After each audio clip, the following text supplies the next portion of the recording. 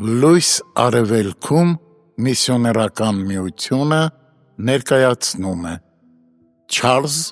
Սպերջեն Փոթորիկն ու երկարատև խավարը մոտալուտ նավաբեկության սպառնացող վտանգի հետ մեկտեղ ծանր դրության մեջ էին դրել նավի անձնակազմին։ Նրանց մեջ միայն մեկը կար, որ կատարելապես հանգիստ էր, և նրա խոսքով մյուսները ևս հանգստություն ձեռք բերեցին։ Պողոսը միակն էր, որ բավականաչափ համարձակություն ունեցավ ասելու «Սրտապինդ եղեք» Գործք 27-22։ Տախտակամածին փորձառու հռոմեացի զինվորականներ և քաջ նավաստիներ կային, սակայն մի խեղճ հրեա բանտարկյալ ավելի խիզախ հոգի ուներ, քան նրանք բոլորը։ Նա մի գաղտնի ընկեր ուներ, որն արիության աղբյուր էր իր համար։ Տեր Հիսուսն իր երկնային պատգամաբերին ուղարկել էր իր հավատարիմ ծառայի ականջին սփոփանքի խոսքեր շշնջալու։ Եվ այդ էր պատճառը, որ նրա դեմքը փայլում էր, և նա հանդարտ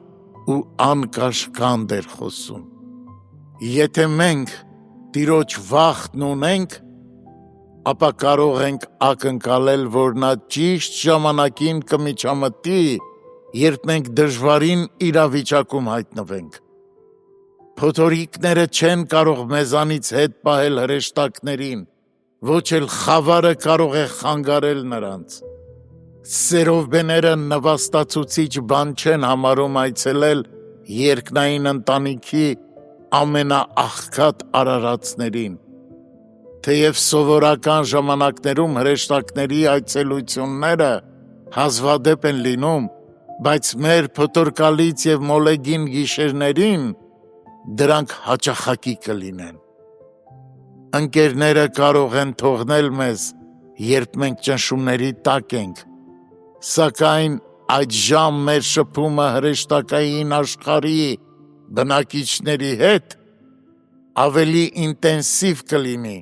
և Աստծո աթոռից Հակոբի սանդուղքով մեզ հասած սիրառատ խոսքերի զորությամբ մենք ուժ կառնենք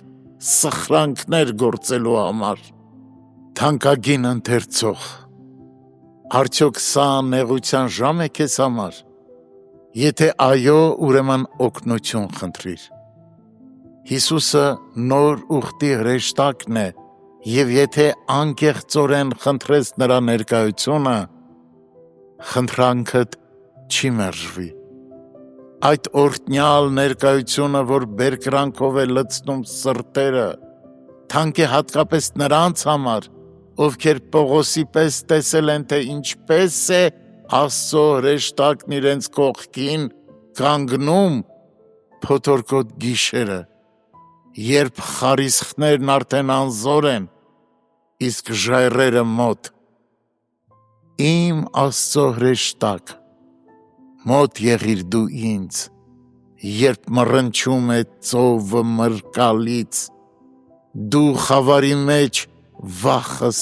լռեցրու, քո ներկայությամբ ինձ հանգստացրու։